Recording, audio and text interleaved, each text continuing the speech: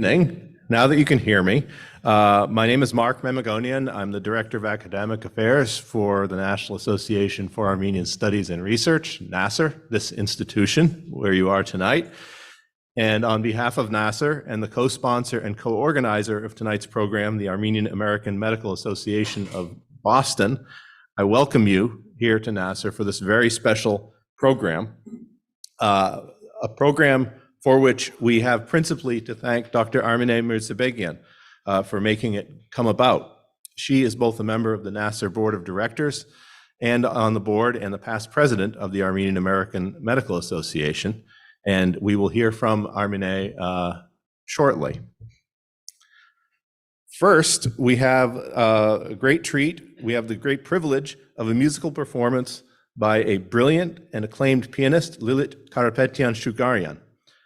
Lilit has performed solo recitals and performed with major orchestras in Armenia, the United States, England, Argentina, Italy, Jordan, and Syria. She is taught at the Yerevan State Komitas Conservatory and Moscow Conservatory, and she currently teaches at the New England Conservatory, Rivers School Conservatory, and Sharon Music Academy. Her late husband, Ruben Shugarian, served as the first ambassador of Armenia to the United States and was, of course, all of our good friend and colleague who is deeply missed. So please welcome Lilit Karapetyan-Shugarian.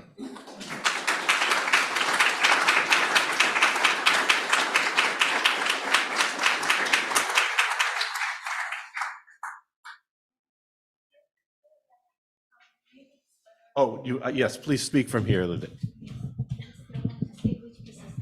Great. I will be playing two Armenian pieces.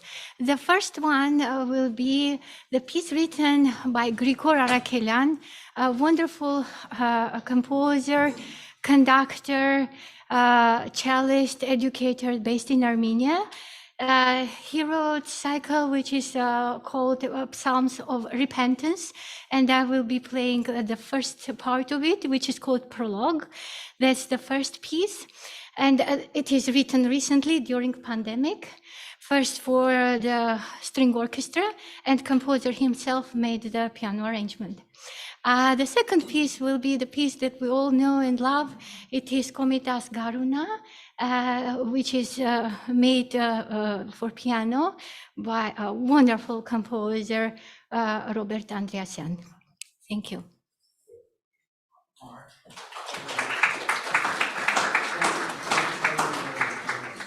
Oh, yes, everyone, please, this is the opportune moment to turn off your cell phones. Thank you for reminding me.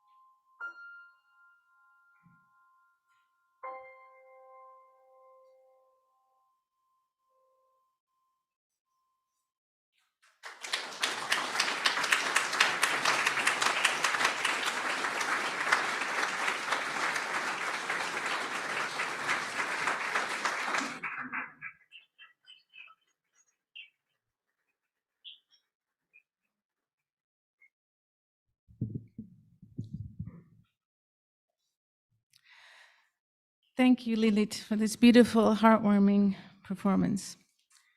Good evening, everyone. My name is Armenian Mirzabegian.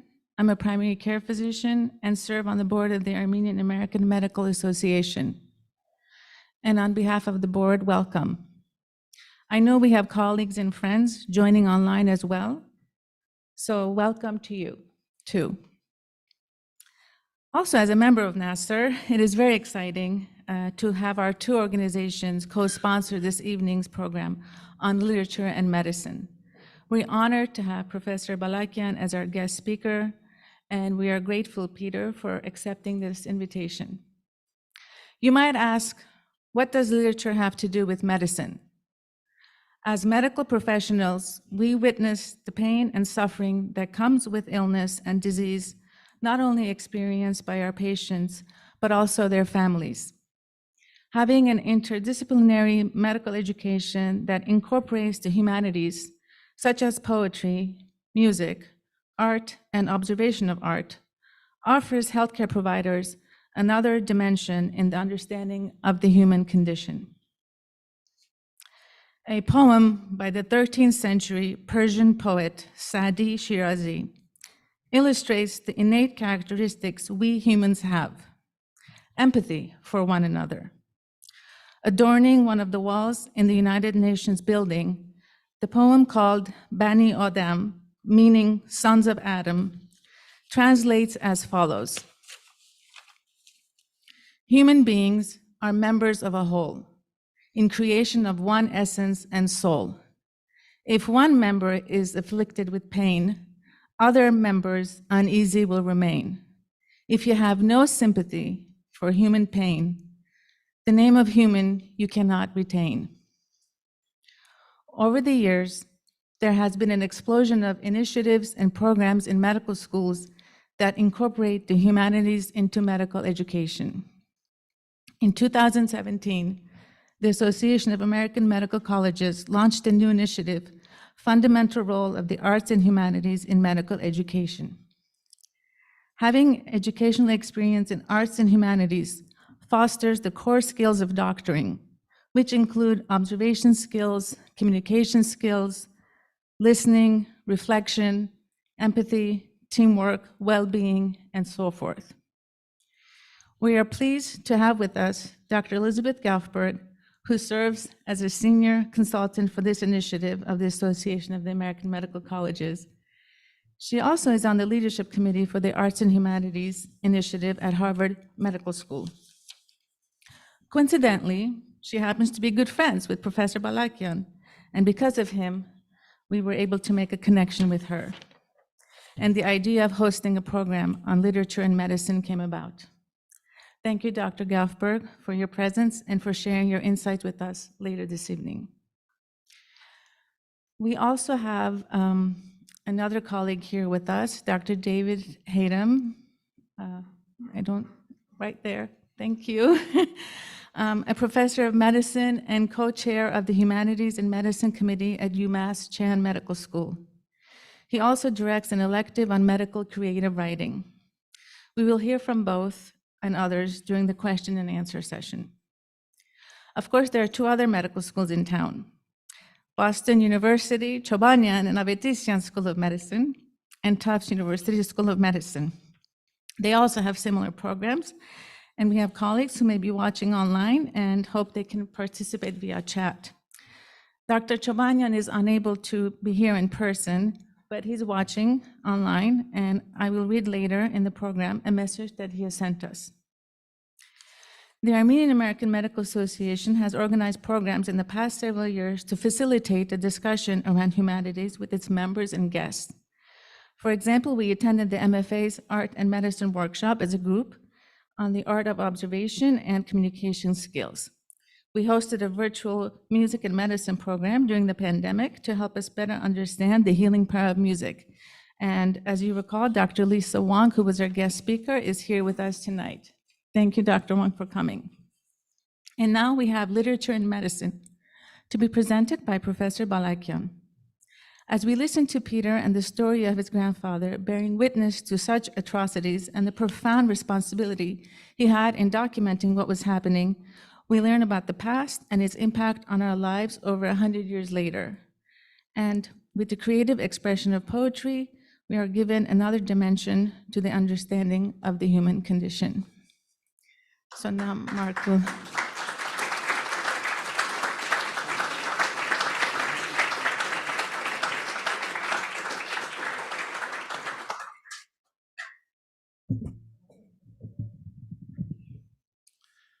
Thank you, Armene. Thank you very much for that great introduction of how we got to be here and the inspiration for this program tonight.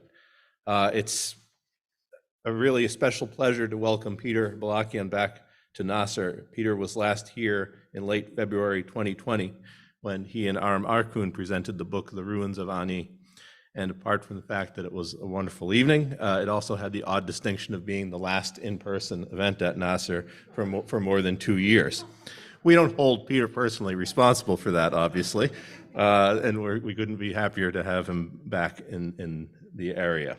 So if I may very briefly just mention a couple of upcoming events, and I ask you please to make sure you are on our email list and or following NAASR on social media to stay informed of our very busy schedule of events. Tomorrow, as a matter of fact, at 9 o'clock Eastern Time, 6 o'clock Pacific, there will be an in-person event and webinar taking place at UCLA, which NAASR is pleased to co-sponsor, which is very much connected with the talk tonight, and it is by Bedros Dermatosian, The Horrors of Adana, Revolution and Violence in the Early 20th Century. And on Saturday, April 29th, we will be having the next in the series of Literary Lights programs that NAASR is co-sponsoring, featuring We Are All Armenian with Aram Merjoyan, editor of the anthology We Are All Armenian, joined by the contributors Kohar Avakian, Chris McCormick, and JP Darabagosian. This is a webinar. On Sunday at what time, Ani? 2 p.m. We will be having the next of our children's programs in the Aipen Kim series. Please, if you have small children or if you know any small children, make them aware of that program. And on Saturday, May 6th, we are delighted to be honoring Christina Maranci, Mashto's Chair in Armenian Studies at Harvard University at the Charles Hotel in Cambridge. And if you're interested in sponsoring or attending or anything else about this event, please see our executive director, Silva Satrakian, who is also somewhere in this room, I'm almost sure, unless she's left. But anyway, you'll find her. Now, to mention to our Zoom audience, which we have tonight, please, if you have questions, use the Zoom Q&A function, and I will do my level best to retrieve them and present them in the proper way. To introduce our speaker, over the past quarter century, it's been my privilege to introduce or otherwise work with Professor Peter Balakian on numerous occasions and in many different settings. It means a lot to have him back with us, as I said before. Peter Balakian is the Donald M. and Constance H. Rebar Professor of the Humanities in the Department of English at Colgate University in Hamilton, New York. He's the author of many books in various genres, including The Burning Tigris, The Armenian Genocide and America's Response, winner of the Raphael Lemkin Prize, Black Dog of Fate, winner of the Penn Albrand Award for Memoir, and many essential works of poetry, including Ozone Journal, winner of the Pulitzer Prize for Poetry, as well as the collaborative translations of Grigoris Balakian's Armenian Golgotha and the Ruins of Ani, and of course, Siamanto's Bloody News from My Friend, about which we will hear tonight. Peter has been an indelible force in Armenian American culture for his entire adult life, as far as I can tell. And obviously the bestowal of the Pulitzer Prize for Poetry shows how wide his impact is beyond the Armenian community. We are very fortunate to have him with us tonight. Peter.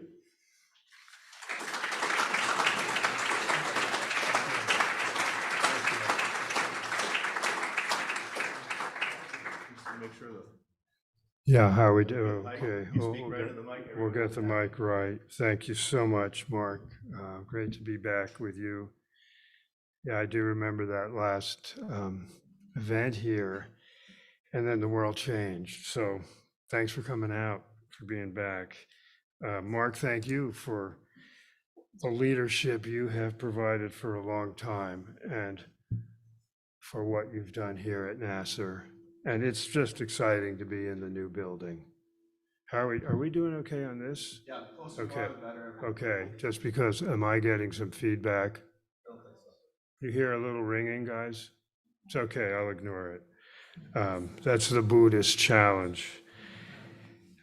Armeni and Vache, thank you, and the Armenian medical community, and for joining with my dear friend Liz Gaufberg. Liz, so glad you're here. And Liz has been a real pioneer. She's at Harvard Medical School. She is a professor of psychiatry and medicine, but her special area has been medical humanities. So she's been at the forefront of the whole issue of arts and medicine. So let's have a robust conversation as we can tonight. However, as I'm beginning shifting gears tonight, I want to start, let me say this. Being Armenian means one is always in a state of some struggle. It's just part of the complexity of our great, small but large ancient nation and its various permutations and morphings on the planet from decade to decade or century to century or millennia to millennia. These are trying times. The 2020 Artsakh War, the current existential crisis that I think we all feel, those of us who are Armenian in this room feel about the stability and state of Armenia. And I think about the leaders in our community who have mattered so much. And one of them is my friend Carolyn Mugar, who's in the audience tonight. And I've written a poem for Carolyn, and I want to read it because her strength, her creativity, her imagination, and her enormous global work have made a big difference. And her friendship has to me. And this poem is here in my pocket. Carolyn's in the audience, and I know she doesn't like the spotlight on her. So, but Carolyn, I'm sorry, I have to read this poem to you tonight. Now, many of you in this room know Carolyn, and you know some of her projects that she has initiated and that she directs, like the Armenian Tree Project, Farm Aid, and her role in the Armenian Assembly. I mention those just in passing for context. So this is for Carolyn. 1.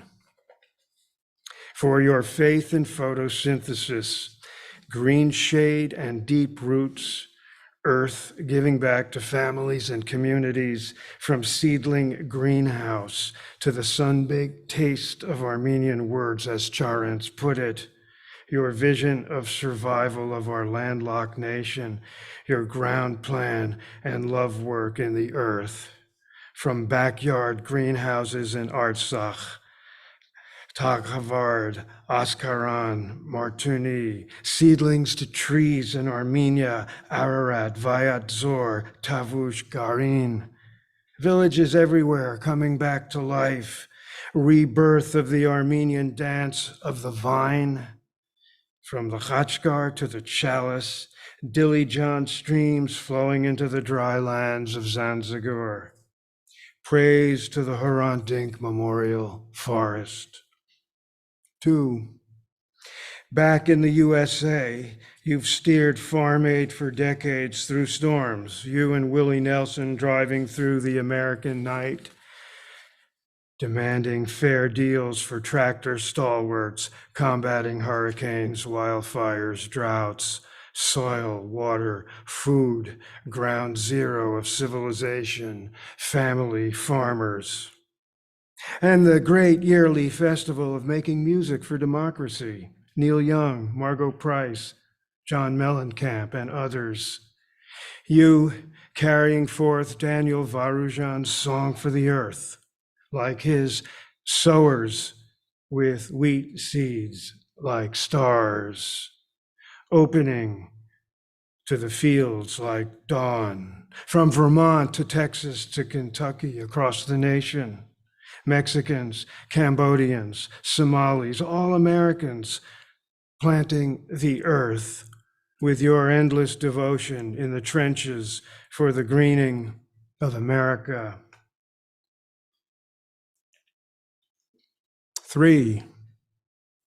And there you were then, perhaps, in the beginning of your civic journey at the GI coffee houses of 1968, working with the trauma-shocked Vietnam War soldiers who came home to bear witness to the inhuman and illegal war, counterculture, folk and rock, oleo, strut, voices of Pete Seeger, Howard Zinn, Country Joe, Dick Gregory, you with Jane Fonda and others, napalm sticks to kids, floating through the room.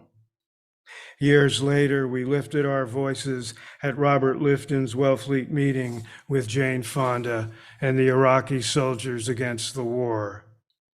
The struggle never ending. 4.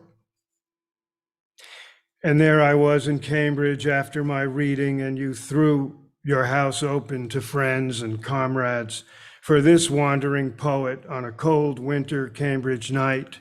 We toasted with Henry and Ruth Morgenthau at your table as we talked over and over the great ambassador's witness to the death marches of 1915 and his genocide testimony to the nightmare days.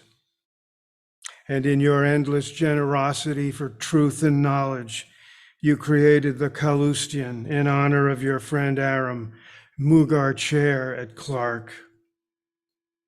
And we continue that pulse, our yearly meditations over wine and mezza with Anthony and Nancy and David at Olean, talking over the struggles of Armenia close and far, the caucuses of our hearts, plotting strategies for the Armenian Assembly platforms, which you and Anthony lead through phases of diasporan life.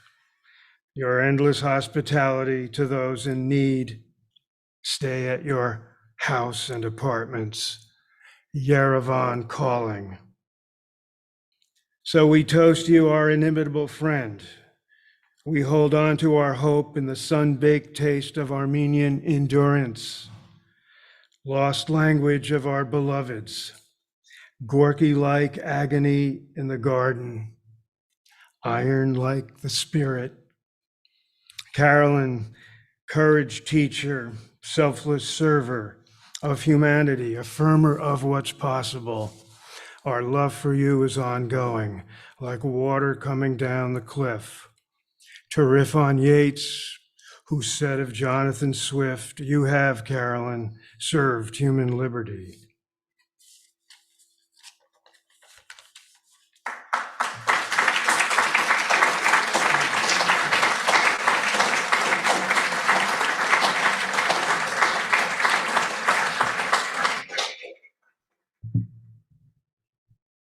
So to make that shift, that organic bridge from Carolyn's work back to generations that we're going to focus on tonight, as I talk about my grandfather, whom I never knew, and the poet Adam Yarjanyan Siamanto, and this book of poems, Garmir, lurեր, paregamēs, Bloody News from My Friend. I'll mention too that my dad was a physician and also a sports medicine inventor. And so my grandfather passed the baton to my father, and none of us picked it up in my generation, and neither have my children. But medicine, the medical practice is somehow in our consciousness in various ways. And it's interesting growing up with a parent as a physician, much to say about that. Now, I didn't know my grandfather. He died 12 years before I was born. He died in 1939, 1878 to 1939. I never heard much about him. My father didn't talk much about him. My aunts, who are both literary scholars and critics, Anna and Nona Balakian, they never talked much about him, except about his kind of achievements, what he did, where he was. And I'm wondering too, if just, we use the word parenting today. And I don't think fathers were parenting in the early part of the 20th century. As one of my Armenian American friends said to me, her father once said to her, we didn't have dads, we had fathers. And I guess my grandfather Diron was a father who was kind of out of the house a lot. I'm guessing, I don't really know. And my dad never told me any those kinds of personal dad stories. But what I do know about Diron Balakian is worth sketching here briefly for you because it ties into our theme tonight. He was born in the small, I call it a Pontic city of Tokat. It's about 100 miles south of the Black Sea. You know where it is on the map. He was good in school. So after he did elementary school at the Armenian school in Tokat, he got a scholarship to go to the academy in Etchmiadzin, like the gymnasium. And he did very well there. So he's now left the Ottoman Empire. He's in the Russian Empire, in Russian Armenia. He did very well in his Etchmiadzin academy studies. So he then got a scholarship to go to Nersessian College in Tiflis. I'm told a terrific place in its day, kind of an elite college. So then he, followed the map north to Georgia, to Tiflis. There he did very well. And he applied to medical school and went to Leipzig, Germany to do his MD. I actually have his dissertation. In those days, you wrote a dissertation to get your MD. And the librarian at the Leipzig Medical School, when Black Dog of Fate came out in German in, 1999, this popped some buttons out there in the Leipzig Medical School world. And they sent me his dissertation. He wrote a dissertation on the impact of anesthetics on the on nerves of the limbs. Okay, so it wasn't what he went on to do. He went on to be an ophthalmologist, an eye, ear, nose, and throat specialist who then got very obsessed with focused on the eye. After medical school, my grandfather worked on a dig at Ani with Nicholas Marr, the archaeologist, for a while. I suspect it was like doing Vista or something. You know what I mean? Like, what am I going to do after all this schooling? Maybe I'll do something interesting.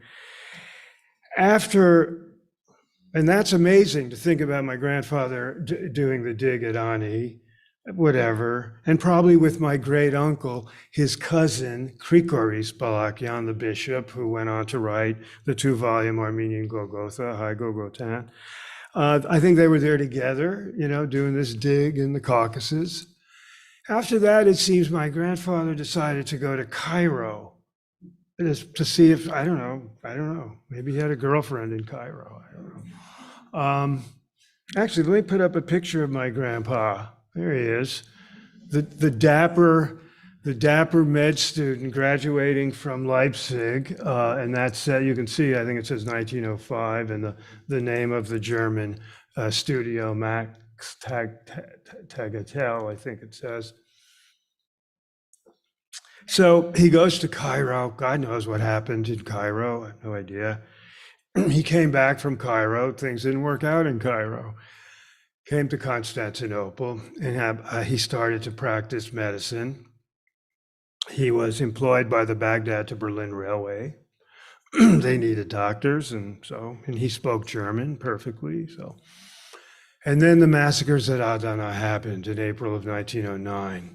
I'm not going to give a lecture about the Adana massacres tonight, but we will say things in passing, and I will show you some images. And the Armenian Patriarchate rounded up a group of Armenians to go do rescue and relief work. And some of you know the wonderful writer Zabel Yasayan has written about the horrors of Adana. And she and my grandfather were on that same, group that went from Bolis to Adana. And were there more time, I'd be reading passages from her, but our time is not that broad. So in Adana, my grandfather, and this gets back to Armini's point, that physicians are witnesses, and their physicians are trained to be attentive to the body in pain and to human suffering. And my grandfather wrote back a group of letters to his family in Scutari, and his friend, the poet Siamanto, there's my grandparents at the time of their wedding in 1913. I think that picture is from Vienna, where that was their favorite European hangout. That's Grandma Koharig Panosian, and that's Diran Balakian. And there's Adam Yarjanyan without his goatee in his study. So my grandfather and Adam Yarjanyan, Siamanto, were good friends. Well, Siamanto got hold of the letters, was obsessed, was riveted by them, and used them to write a cycle of 13 poems that we know in English, Bloody News, from my friend. The friend is his physician friend in the killing fields of Adana. The bloody news is the bloody news. It's a powerful phrase, bloody news. In my grandfather's encyclopedia write-up, this is a full paragraph in my grandfather's life. So the documentation of it is very strong, that Diron Balakian wrote letters to his friend, the poet Siamanto. They were later used for the book that came out in 1910 in Constantinople, so forth. Okay, so this has been well documented. Sadly, the letters don't survive, as so much doesn't after genocide and exile and uprooting. Now I'm going to circle back to the letters and the poems in a second, but let me just finish, because my grandfather's story interests me. And it's interesting, isn't it, how our ancestors come to kind of haunt us, or they continue to visit us.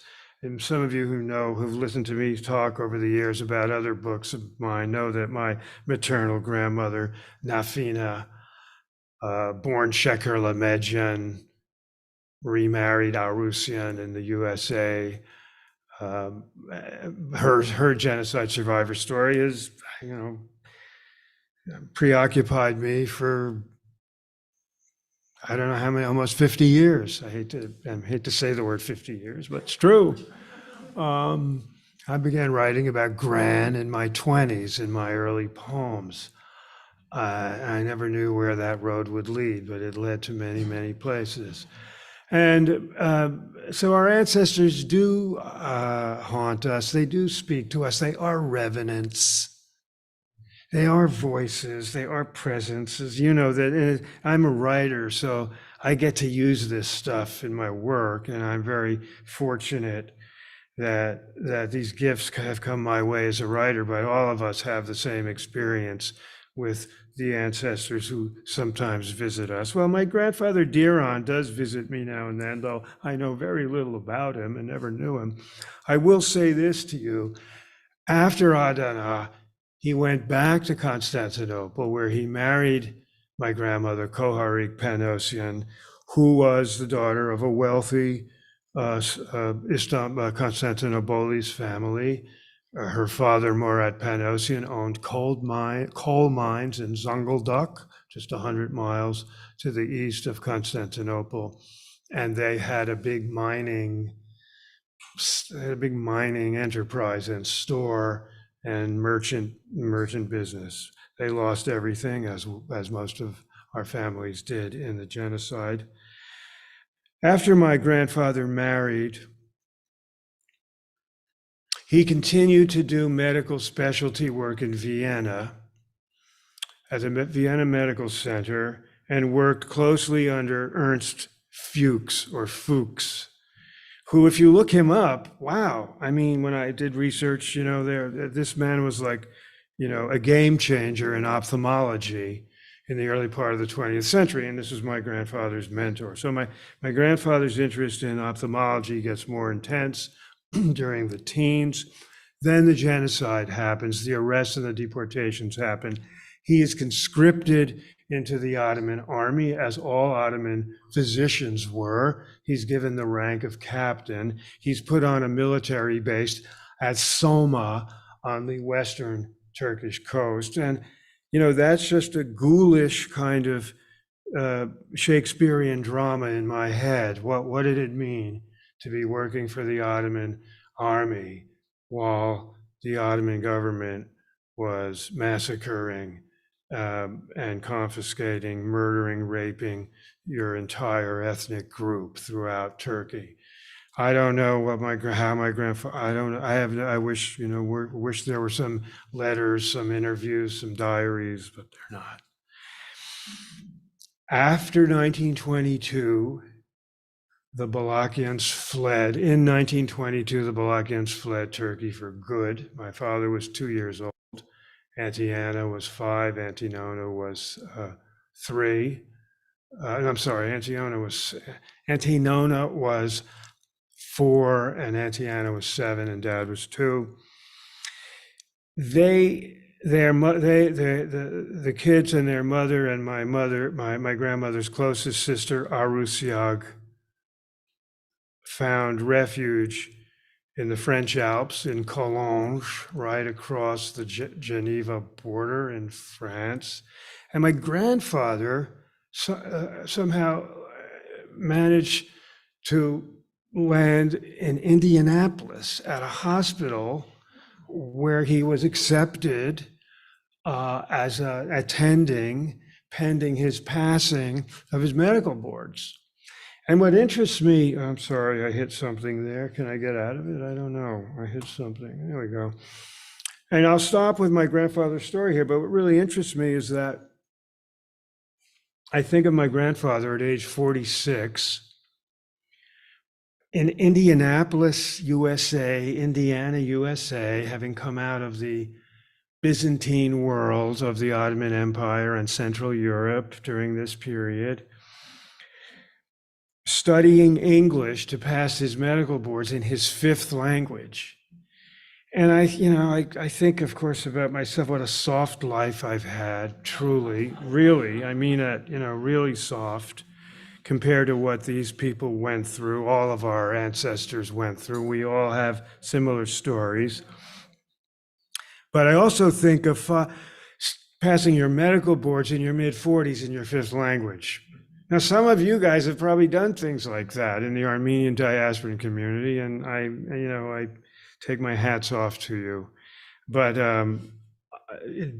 my grandfather got us here by virtue of his studying, his education, his medical professional life. So, okay, let's circle back to 1909, and the Siamanto receives the letters. Look, Adana, and some of you will hear Bedros tomorrow night talk about his book on Adana. Adana is a horrific, shocking, even if anything can be shocking if you're an Armenian in the Ottoman Empire by 1909. You've lived through the Hamidian massacres of the 1890s. You have seen this moment of 1908 and the declaration of the the Velvet Revolution of overthrowing the Sultan and the promise of a new parliamentary government in Ottoman Turkey, and the celebrations of the new age of multiculturalism and freedoms and liberty for ethnic minorities. And you're thinking, hey, maybe, the nightmare's over. And not even a year has passed when the explosion at Adana happens to the Armenian community of the city and the surrounding areas. To really simplify this in a kind of, and we see this in our American life too, backlash against the newly found freedoms for Christian minorities. Backlash is always part of progressive change. It never comes without backlash. And in the backlash against the Armenian community in Adana, both Sultan Abdulhamid counter-revolutionists who began the massacring were then colluded with by the new Young Turk Ittihad. Well, they weren't Ittihadists, yes, the new Young Turk parliamentarian regime, so that the bloodbath of Adana in 1909 really was a kind of canary in the mine, wasn't it, for 1915? It was a signal light that constitutional change isn't going to work. Ethnic minorities are not going to become free and even limitedly equal's not even the right word. If you're Gavur, infidel, Christian or Jewish minority, and Arabs and Kurds weren't treated equally either, even though they were Muslims. But there wasn't going to be the new dawning of a multicultural parliamentarian constitutional reform era. So Adana comes as a bloodbath and a horror show. And really, it begins, to use Irvin Staub's term, it continues the continuum of destruction that we see as part of the anatomy in cases that ultimately erupt as genocide.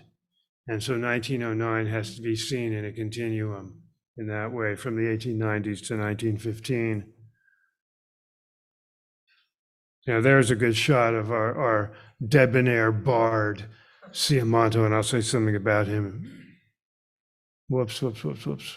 Adana.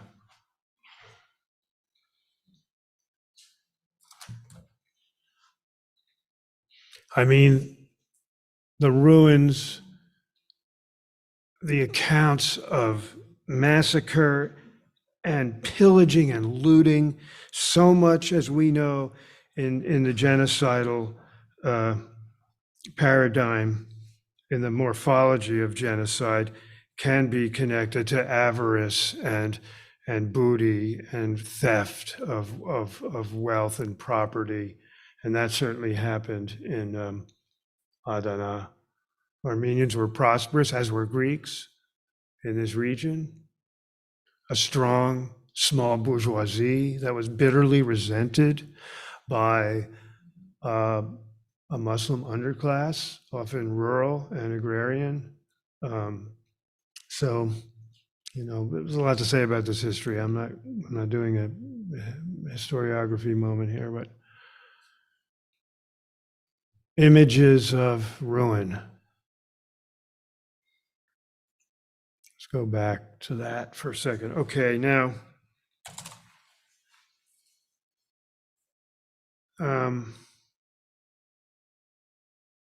Yarjanyan, the poet. Did I do that again? There we go. Let me just get Adam's face up there. An important, do you want to fix this? Sure. Okay, thanks. Okay. How many in this room have read some poems by Siamanto? Some of you, hands up high. How many have read in Armenian? Great, I'll talk a little bit about my own collaborative translation of Siamanto. shortly and remember my dear and wonderful friend Nivard Yalyan, who worked with me on those translations for years at her kitchen table in Ithaca, where she was on the staff at Cornell and back in the early 1990s. Look, Siamanto, and my Auntie Version told me about this very vividly. She remembered how popular Siamanto was in the cafe culture in Bolis, in Constantinople, in the first decade of the 20th century. He was a sensation. I mean, think of slam poetry today, or just think of beat poets down the Greenwich Village in the 1950s. The Armenian cultural scene, as those of you know who study this period, was undergoing a marvelous revival from the last decade of the 19th century into the first decade and a half of the 20th century, before the Ottoman government arrested 250 intellectuals and cultural leaders on the night of April 24 at one of the beginnings of what became the Armenian Genocide. Why were they targeted? Because they were effective, because they were the voice of the people. They were the tongue of the culture and the nation. They had a following, they had impact. It reminds us of the power of literature in any culture at any time, but especially in a pre-screen age, right? Pre-screen age. Siamanto was an important figure, and he was a bardic figure. That is, he recited his poems. In writing my preface to my edition of the Bloody News poems, I liken Siamanto to certain kinds of poets who saw themselves as embodying the nation, the people. Yeats and Ireland from the 1890s to 1920. Whitman and USA America in the second half of the 20th century. Pablo Neruda and Chile. Okay, you can find poets who have national identities like this. Siamanto was one of them. And look, as you know, I don't read Armenian, and my knowledge of Armenian literary history comes from reading literary history about Armenian writers in English. But my understanding of Siamanto's earlier poems before this book, and I've read some of them, and I want to remember my late great friend Diana Derhovanesyan, who did so many marvelous translations of Armenian poets. And in the translations of the poems by Siamanto before the Bloody News poems, he's involved in a kind of romantic revival of Armenian myth and history. He's doing something a little bit like Yeats was doing with Celtic revival poems of the 1880s and 1890s, in my view.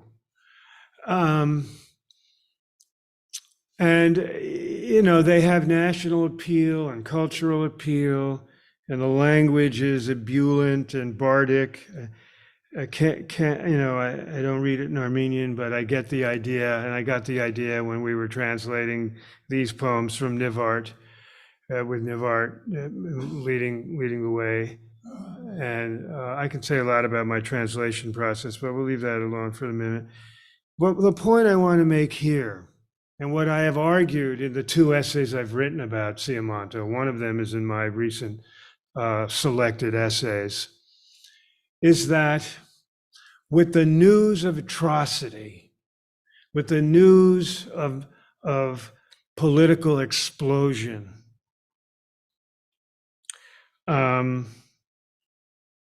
this poet's head changed. And those letters brought that news to him. It's my late and great friend Terence Dupre, who wrote a lot about poetry and atrocity, used the term political intrusion. And I think that's exactly what happened to this poet in 1909. when he picked up those letters from his doctor friend Diron and read the accounts of brutality, killing, blood, beheading. And there's a particular focus on brutality done to women in these poems.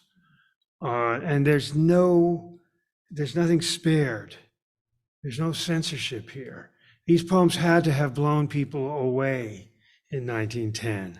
And there's no doubt that the Turkish government placed him high on the hit list because of these poems, because these poems were witnessing the barbarism of the Ottoman state.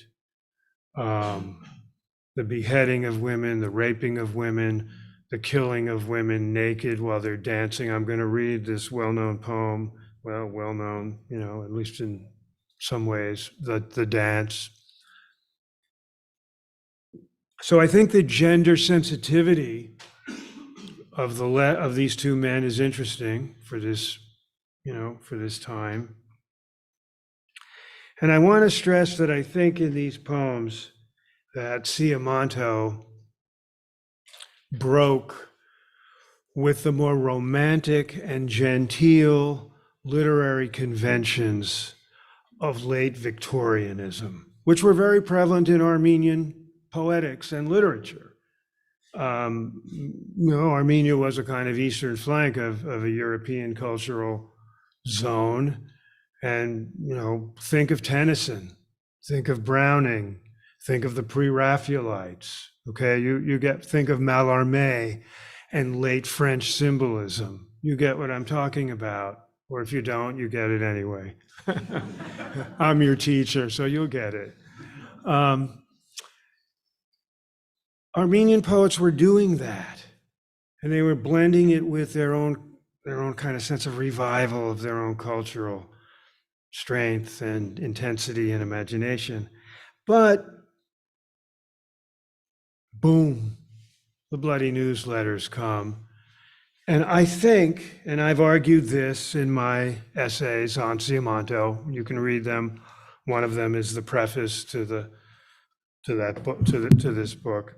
In a way, Siamanto anticipates the trench poets of World War I, Wilfred Owen and Isaac Rosenberg and Robert Graves and Siegfried Sassoon. He anticipates that. He's an early trench poet, if you will. And if you know something about the British trench poets, they responded to World War I with the same kind of inclination. Hey, the heck with late Victorian romantic conventions, sublime nature, the goodness of a moral order to the universe, the power of the beautiful. All those things matter. They always matter, of course. But now we have to reckon with the real and the glare of the real. And in the glare of the real, poets of witness step up. And in doing so, they change language. Poets change our language. It's one of our jobs. It's one of our functions. The language changes because poets change. Other kinds of writers do, no offense, fiction writers and playwrights, you're great, you do good stuff. But poets change the language in such deep and primary ways, right? Siamanto did that. I'd love to know what the reception of these poems was like for Ottoman Armenians in 1910 to 15. Graphic, edgy, unflinching, and also I use Elaine Scarry, she teaches still, I think, she's on the faculty at Harvard in the English department. She wrote a book in the early 1980s called The Body in Pain. And it was a study of torture, people being tortured and their relationship to language. And as Siamanto's already on that, he's already engaged in probing the tortured human body and the body in pain. And that's because my grandfather, the physician, was witnessing and writing. My grandfather had to have been a pretty good writer, I'm just guessing, pretty good with language, and that the power of these depictions and representations gave rise to these poems. Now, how are we doing on the clock here? You doing all right? The dance. Shall we, let me read to you the dance.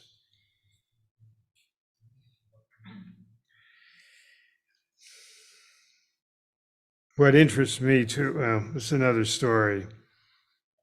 Remind me to tell you about, my friend Adam Agoyan and I and our relationship to this poem. It's an interesting genre journey, but maybe for later. Now, I'll say nothing. In a field of cinders where Armenian life was still dying, a German woman, trying not to cry, told me the horror she witnessed.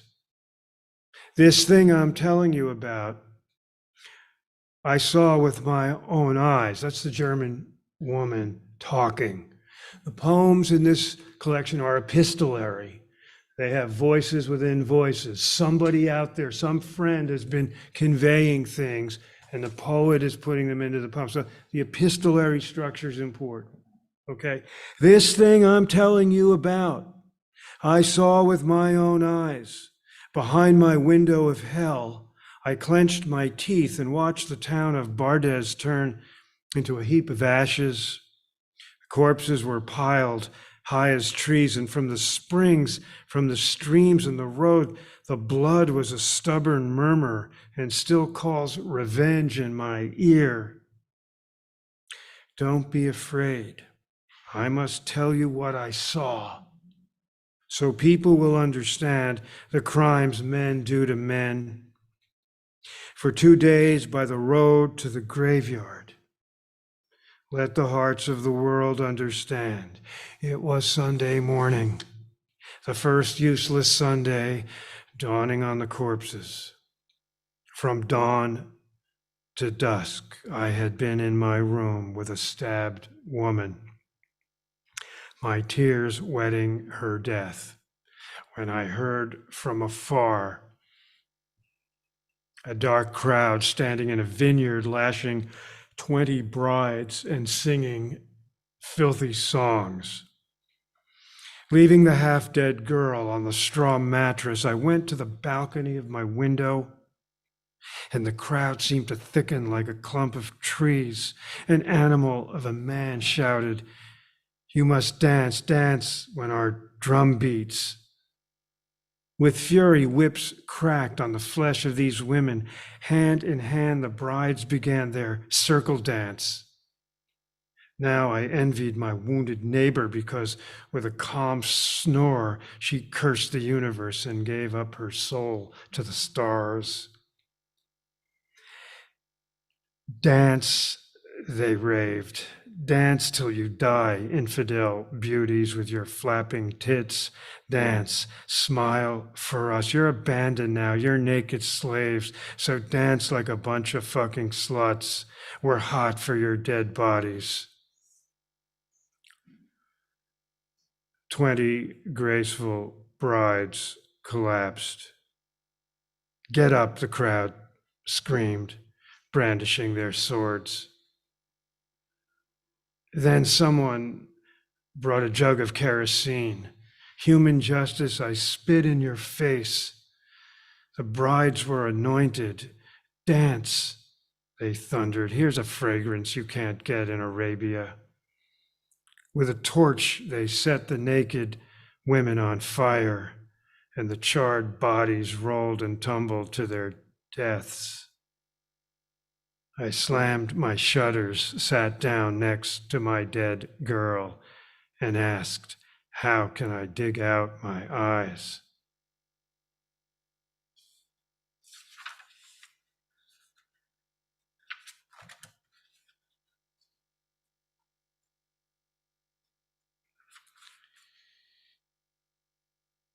Maybe I'll read one more poem, and then I might reflect a little bit and throw it open to all of you. That poem is deceptively rich. I know when I set my students loose on this poem, they really go to town on it. They really crack it open. So maybe we'll crack this poem open. I know you don't have it in front of you. The cross. Again, keep in mind the voice within the voice, the epistolary idea. My hands have seen as much horror as my eyes. Forgive me today, my good friend of old dreams.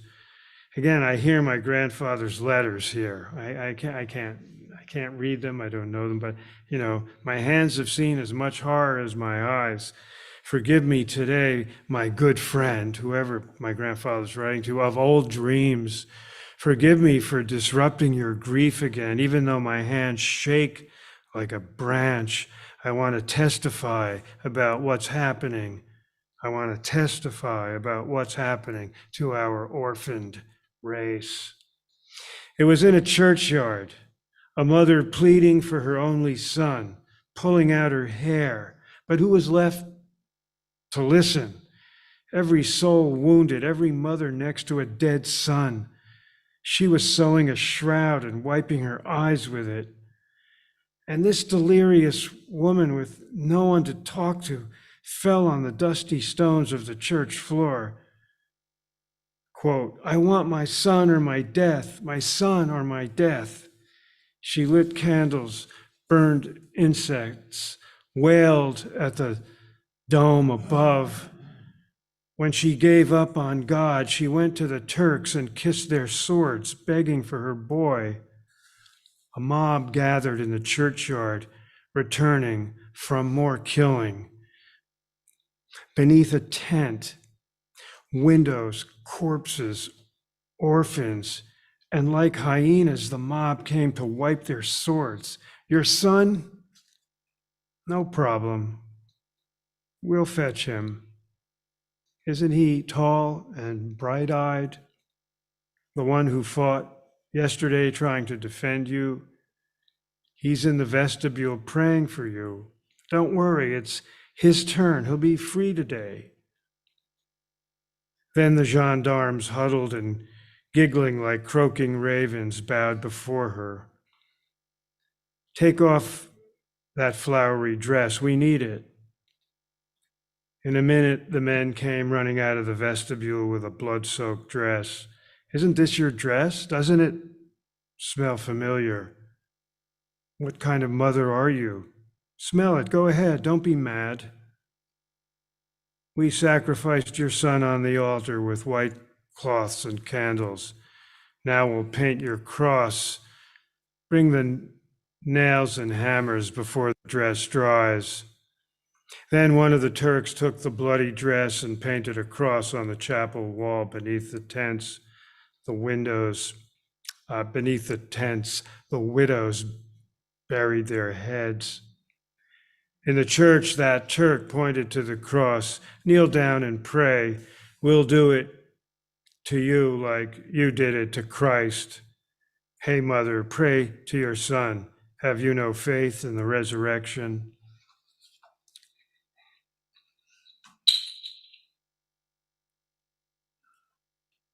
So 2 poems of the 13.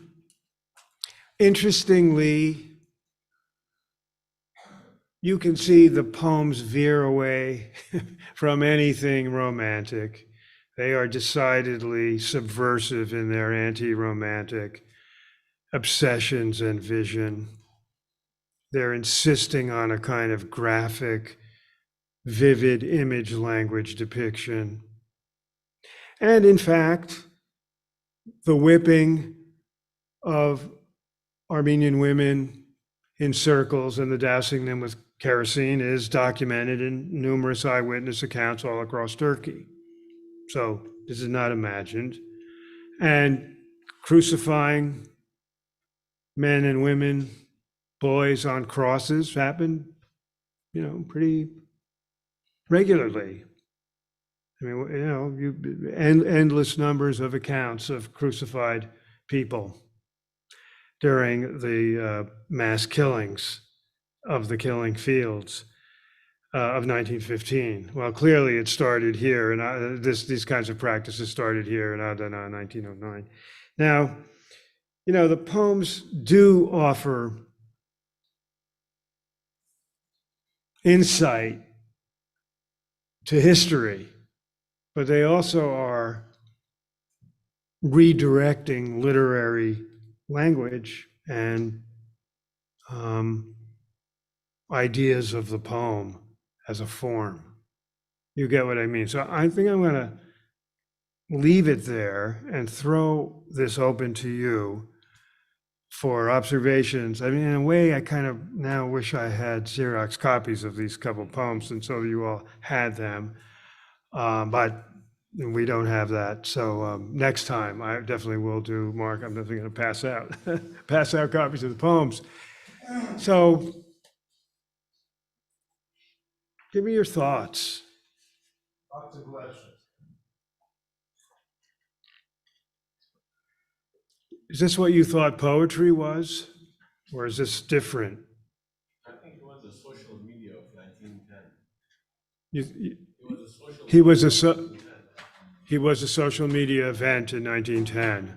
Do you want to say more about that? I mean, it's sad, that, this type of documentation on all this, still the government calls all this what happened by Ottoman, not by Turks. And the current Turk had a different breed from the old Turks, they're not the same. So with all this documentation, it is sad that nobody admits the genocide and the atrocities. But are you saying that Siamanto as a figure was a social? Well, he was, if he had the internet and he published. Oh, yeah, I hear you, of course. But he was a social media event then. He was, we didn't have the internet, but he was a figure. The connection speeds were terrible, though. But yes, you raised a question, Peter, about the reception of his work. This is something that really interests me, and I don't know how much we know about how this work was received by not only by critics and intellectuals, but right. by readers. Do you know, has much study been devoted to that? There has to be, there has to be stuff written about this in the Armenological world. Presume, and I think hope. we got to go find that out. There are people out there who will have answers to that. I don't know. Now, I will say openly that I took some very graphic images from Siamanto and I pushed them a little, like it wasn't tits in Armenian, it was breasts. And they were called whores in the poem. I use slut. You do that, I do, as a collaborative translator. You're pushing into your era. My kind of projection would be, if Siamanto were using today's kettle of language, he would be using those words. Okay, so in other words, I'm not making them up. I'm just pushing the envelope a little. I know this offended some people back in 1996 when it came out. There were, people in the Armenian community of an older generation who said, "How can you put this right?" I said, well, because really, that's what he was saying. That's what he was writing in 1910. I mean, it's not a big leap in my mind.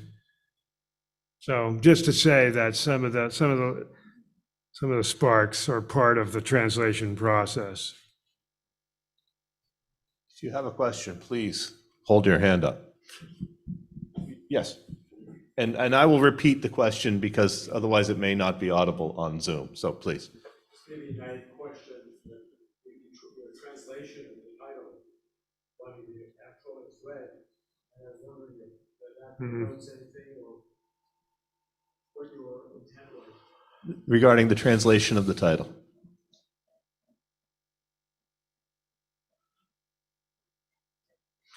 Yeah. I mean, it's pretty literal translation. Yeah, I don't recall, now that you're saying it, I'm pausing because I don't recall being the originator of that. Somehow I feel that was there before me. I don't think I gave, I mean, I think it's the right title, but I understand Garmir is red, but in context, it's blood. You know, it's not like red as in communism, you know? So I don't know. I think these poems were already going under the title Bloody News. I think in Diana der Hovhanessian's 1978 anthology of Armenian poetry, she uses the title. So I think it's the right one. It packs the right edge. Yes. A book of my grandmother survived the genocide. It was published in 1911 in Kharkiv. The introduction to that book, I read it in Armenian. It's written by Ruben Zartarian, who was the principal of the school. In that book, he says, this book includes few works from Turkish authors. Because, he said, if you're wondering why I included them in this book, is because we have to live with them. This is 1911. So having witnessed this, how can he say something like that? Is he naive? Is he stupid? Is he surviving? Is he trying to survive? It's a great question, you know, and it gets back to Mark's question about how these poems were received. I mean, there's no doubt. I mean, I think, you know, I think it's really, and you know, Siamanto's not alone in feeling that the role of his life as an artist is to stand up for truth. We have various tragic stories along the 20th century. Osip Mandelstam, Akhmatova, and both of them in Russia. Poets in China and Myanmar today who are compelled to make their art matter, no matter what the consequences. If you want to psychoanalyze each writer, it's hard to do, but there's some combination of courage, idealism about your art, and maybe you would say isn't something naive, because in the end this could lead to your death, and it did. But the courage of the artist is something to reckon with. And here we are 108 years later, or more than that, 110 years more later, with these poems to help us understand a lot of things, not just the Armenian genocide, to help us understand poetry, language, the body in pain, cruelty to women in war and violence and genocide. You know, there are layers to these poems for you to take home. And this is a great book. Everyone should have it. It's not, you know, it's dark, but it's real. And that's what art's role is in any society that wants to be a democracy, is the real. Peter, a question from Zoom, Dr. Alan Whitehorn. Hi. He writes, can we say that the medical doctor documented the mass killings while the poet more effectively conveyed its horrific magnitude? Sure. I mean, you just said it, Alan. I think. Thank you, Alan, for the question. I think that, you know, I wish we had the letters, but we don't have them. And I think that the poems have taken the letters into a public literary form. And because Siamanto was a poet, we have the form of the poem. As long as we can print books or make texts, you know, we have it. It's powerful. It's powerful knowledge. Is there any family lore about how your grandfather or your father or anybody else in the family felt about this work of Siamanto's and the family connection to it? Or were you the first one to really explore it? You know, I write about this in Black Dog of Fate when I am scratching my head about why there was so much silence in our family about the events of 1915. And I understand a level of it, of concealing trauma from young kids in the new happy suburbia land of where I grew up in the 1950s and 60s. I understand there can be some of that repression, but really later on in life, I go on to be a writer and an academic, and I'm wondering, both my aunts are literary scholars. I'm wondering why not more talk about this? There wasn't much talk about it, no. And I have to say, this gets me into another conversation. My aunts, who were the literary lights in the family, didn't much regard this as poetry. It was too raw. It was too naked, whatever. It wasn't genteel metaphysical writing. At least one of my aunts felt that way very strongly. It might have contributed to the fact that, well, who wants to, who cares about this? My generation's engagement with poetics was very different, than the early modernist, Mark. And you and I could have a long talk about that, but because you're a scholar of early modernism. Anyway, that could have been one reason, but no, there wasn't much conversation. I got into it. I made these happen. Ara. Thank you. Wonderful presentation, Armenian. So you bring up the topic of Siamanto's description of the dance and what was happening to our women at the time, and then you sort of juxtapose that to now, just last year, when we had an Armenian female soldier that was captured and they mutilated her body and they gouged stones into her eye sockets and they cut all her limbs. And so, you see that not much has changed in this process, and it's almost as if, we as a nation have built this sort of defense mechanism that we hear about this, we get sad, but you sort of have a detachment. This sort of it's almost like a defense mechanism that we have built around this, because these are very shocking, Right. that you think about. But we have sort of learned to realize that yes, this comes with barbarism of that part of the country that has been dealing this to us, and sort of we accept that as something that happens. And part of it, us, that we're meant to just take it.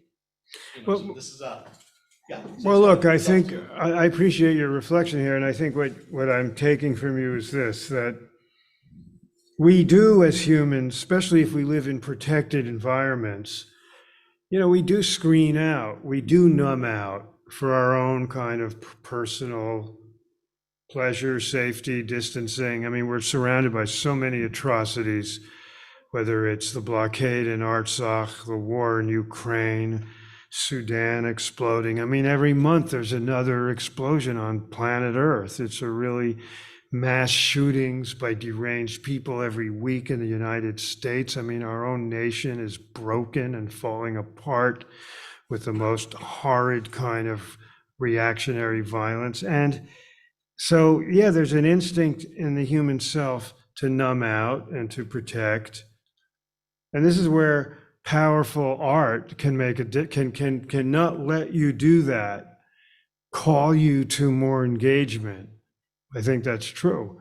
And you're right, of course, the assaults on women in war and human rights crimes are very important to deal with, because they are very gender specific.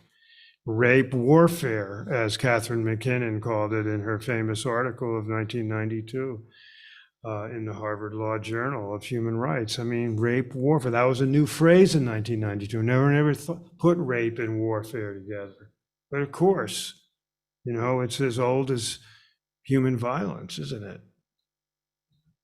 Before I hand the microphone back to Armine, I should mention that we do have, and we would encourage you to purchase, copies of Bloody News from my friend, and most, if not all, of Peter's other books in the lobby afterwards. Peter saw it when he came up the stairs. He said, "It's like you have my whole life here." Something like it anyway. So I want to give the microphone to Armine now.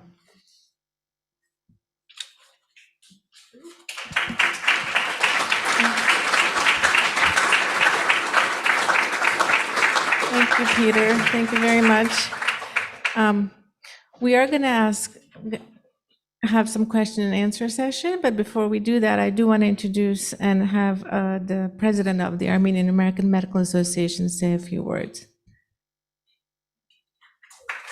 Dr. Rosalie Nazarian. I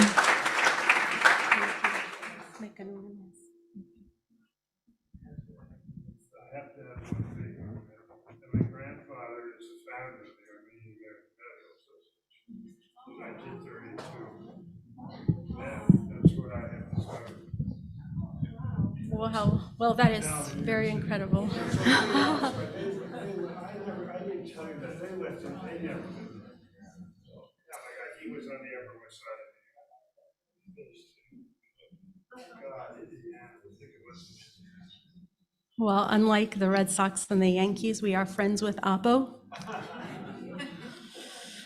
So, wow, I really want to extend a heartfelt thanks to Mark Mamigonian from NAASR, Dr. Peter Balakian, and Dr. Armina Mirzabegian, who's actually our membership liaison. So we encourage all of you to join as a member of the Armenian American Medical Association. We have a number of outreach opportunities, both educational and networking opportunities locally, but also work with Armenia and Artsakh. And our business cards are on the table outside. And I've dubbed this year the year of collaboration. So tonight was a perfect example of such a collaboration, thanks to our literal liaison. And really want to kind of extend my thanks for this very special presentation, a perfect example of what these collaborations and partnerships can do, which is literature and medicine. In the audience today, we're very honored to have Dr. Elizabeth Gaufberg, and I actually want to recognize her contribution in the humanities, and had a question for her. If you could tell us a little bit about the role of arts and humanities in medicine, would be most appreciative. Thank you. Would you like to come here, or? Thank you, and thank you, everyone. Round two.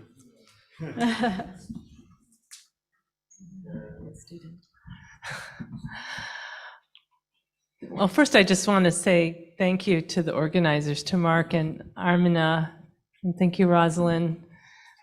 Peter connected me to Armina a number of years ago because he knew that we both had an interest in the arts and humanities and in medicine and medical education. And since I have the mic, I just want to say, Peter started us off because he gave a tribute to his friend Carolyn. I just want to say what a dear friend Peter is and how grateful I am for your friendship. Peter actually introduced me to Armenian culture and history and food. I still think I keep Savan Bakery in business. And I remember at one point we've been friends for over 40 years, but I was about 20 and I was deciding whether to go the humanities track or go to medical school. And I thought it was just a bifurcation that you had to choose one or the other. And he said, Lizzie, why do you have to choose? Which kind of, was an inspiration and followed me through my career. And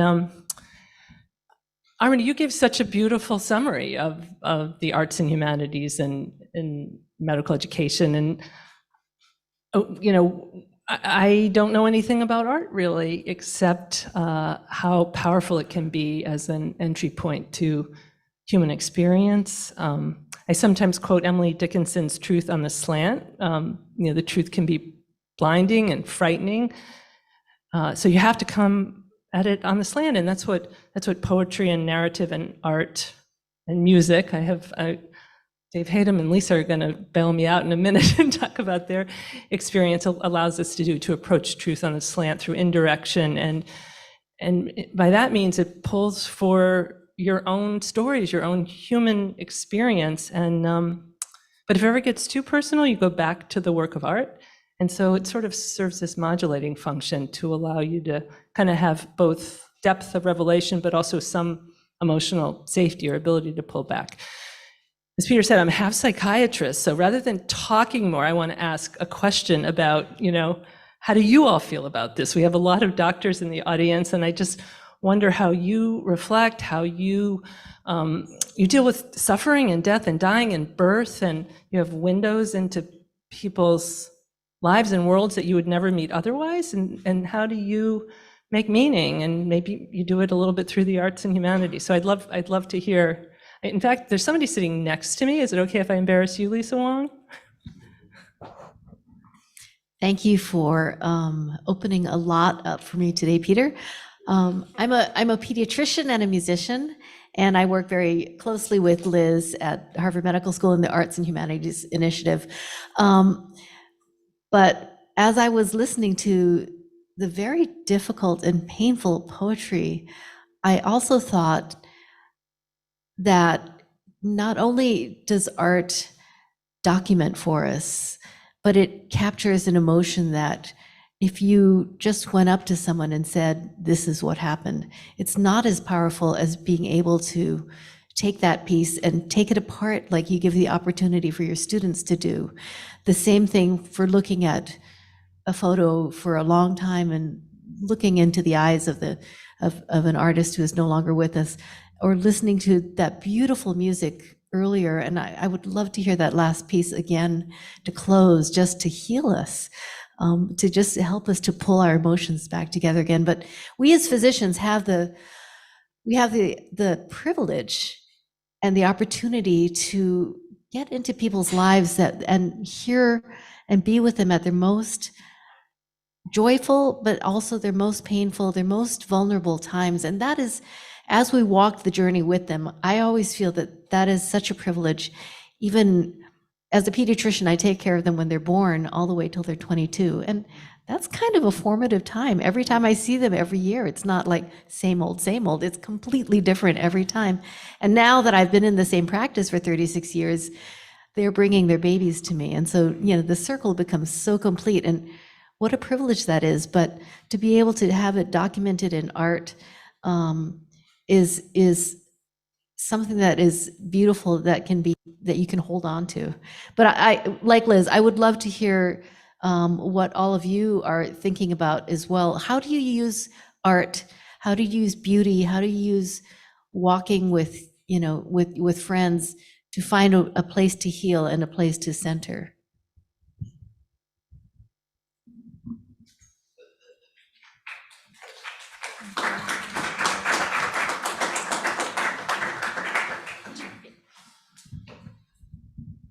Very moving stories and poems and impressions. I'd like to share some impressions myself. I'm also a physician. I work at the Brigham. I'm a urogynecologist. Basically, my patient population is an older population, and sometimes I spend half hour with a patient and I step out of the exam room and I talk with my physician assistant and I tell her, Maura, I have no idea why this patient is here. I think she just is looking for somebody to talk to. And that's what many patients, especially the elderly, are interested in. So I'm going to share with you an example of a 92-year-old patient of mine who once came to the office with her walker, and there's a white flower on the walker. And I said, Mrs. Smith, I don't, without violating HIPAA rules, I understand the walker, you need it for balance and everything, but what's the story of this white flower? She looked at my face and said, son, have a seat. You know where I live. There are 100 walkers like this. How am I gonna know which one is mine? So as physicians, we are not only taking care of pain and suffering, we are also listening to our patients, and they want to tell us their stories. And we are the conduit of whatever they are missing in life. And that's a good thing. When you go home and lay down in bed, you forget all of the headaches and running an office and nurses and all the insurance and pharmacy, you remember those stories of the patients, and that's what keeps us going. So it's kind of like poetry, I think. Thank you, Vache.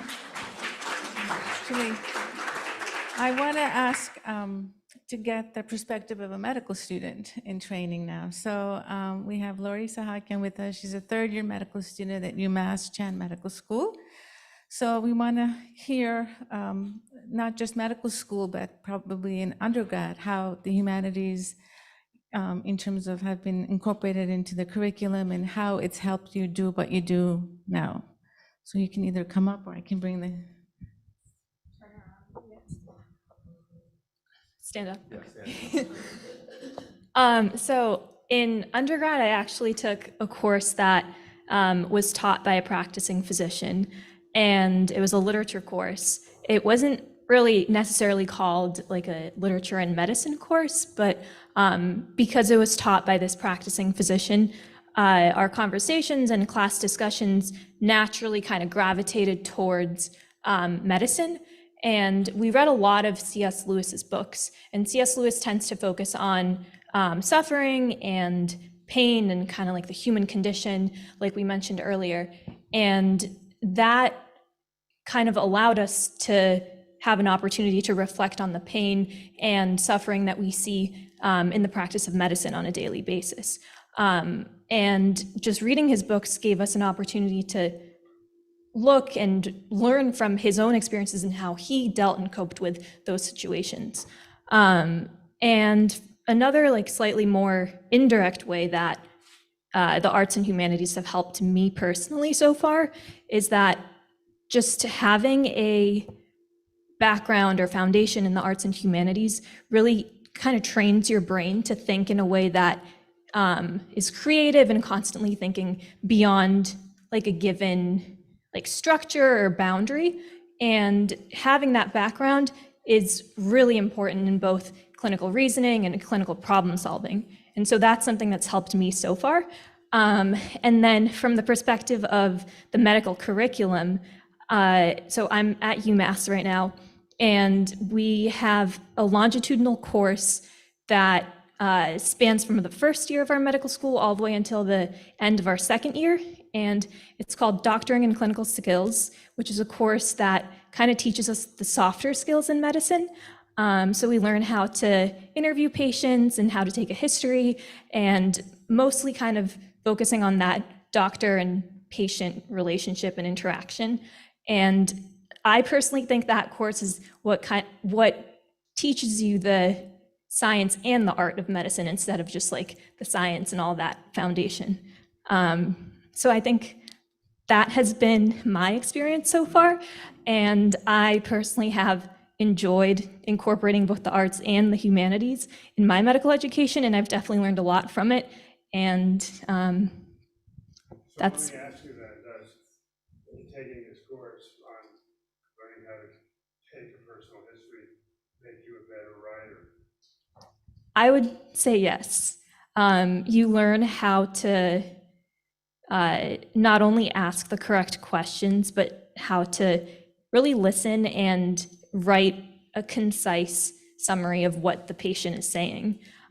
So someone might, when you ask a question, you're not necessarily going to get a direct answer. You're likely going to get a whole story of what's going on, and you're going to get a lot of things that may be not relevant to what you're asking. But it's kind of like an art to be able to distill that and present it to whatever doctor you're working with. So. Thank you very much, Lori. Well, since you're at UMass, I would like to ask Dr. Hayden if you could please, he teaches the medical narrative course at UMass, so maybe if you can come up and say a few words, we would appreciate it. Thank you. Thanks, Armenian. Just a few reflections. First of all, thank you. That was really wonderful talk. And it got me to thinking. First, the first part of this story is, I had to email Lori just the other day to say, have you submitted your checklists? I would much rather talk to her about writing and the doctor-patient relationship than chasing people after checklists, which is part of the Doctoring and Clinical Skills Administration. However, I think, we build in the humanities and we build in writing, we build in reflection. This week is kind of rife with it, with medical student stories. But on the one hand, you asked, does that course make you a better writer? The question is, does being a writer make you a better doctor?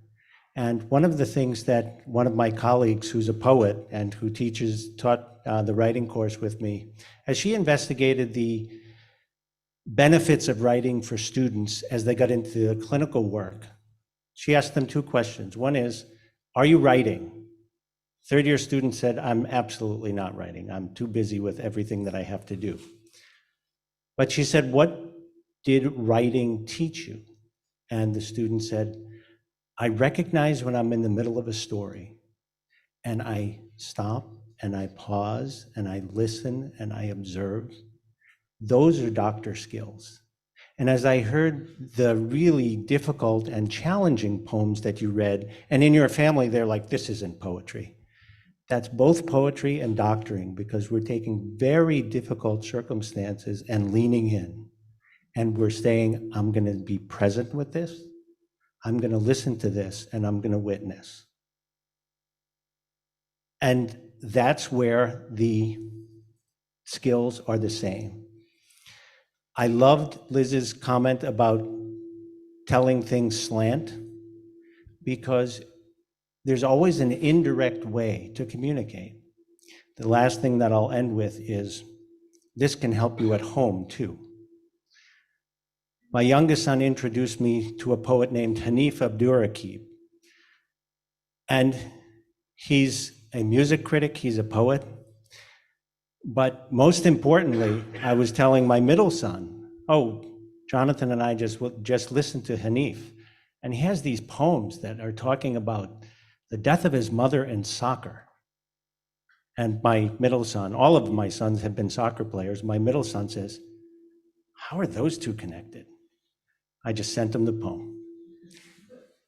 3 minutes later, that is a cool poem. There's nothing better than hearing that from I have 3 silent sons. Hearing that quickly from your son lets you know what poetry has to do with medicine and what poetry has to do with life. And we try to bring that to the medical students. We do tell them, first of all, one of my research interests, and Lori's heard me say this all week this week as they transition, is professional identity formation, how you turn people from people and laypersons into doctors. And what we tell them as they enter medical school is, we admit humans to medical school, and we want to make sure that we graduate humans who retain their humanity. And that's not always the way medical education is. And so we have to inject that. So thanks for the opportunity to talk. Thank you very much. I have one more thing to read and then we'll be done. Is that okay? All right. This is the last piece. I know it's getting late. Dr. Chobanyan couldn't be here, but he's watching online, and he sent us a message to read, because I asked him, how do you see the humanities and medical education?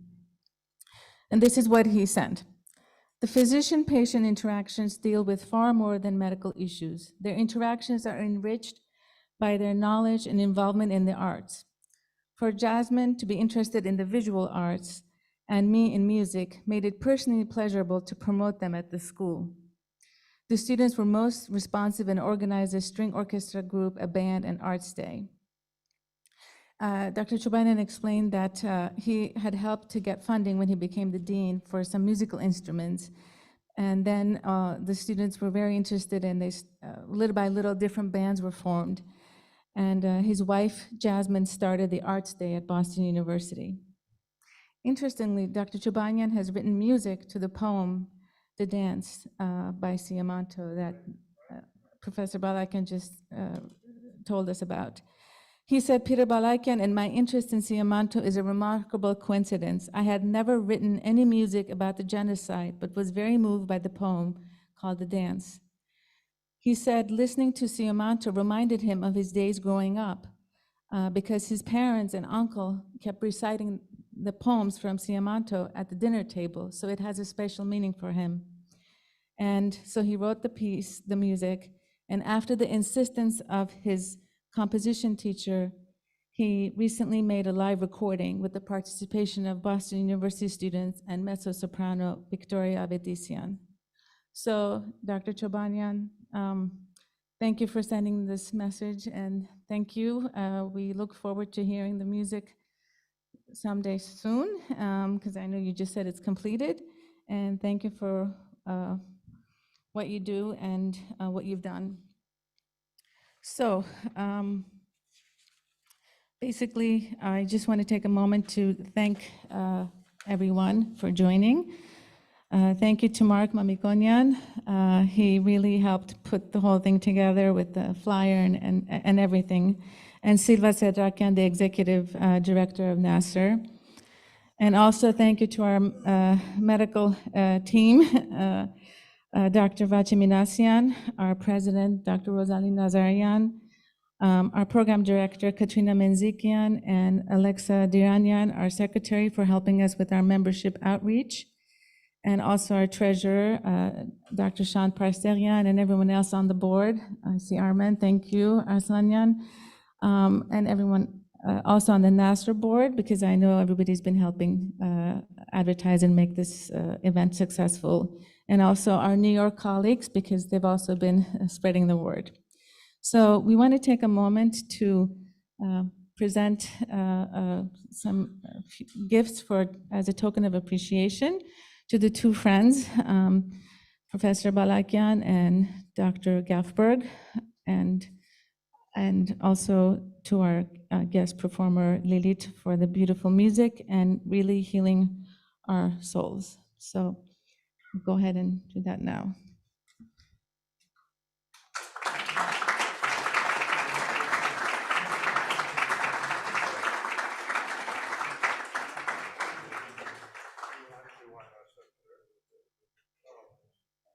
We're in the hands of Armenian now. That's very kind.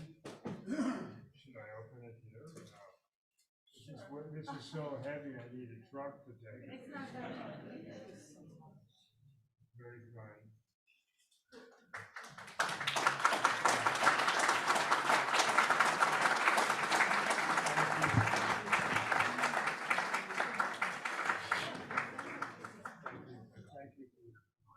And if I may conclude just by saying one more big thank you to everyone, particularly to Peter, to Lilith, to Armine, and to the Armenian American Medical Association, and of course to the audience. There are refreshments, there are books. Please continue to talk, and thank you for being here.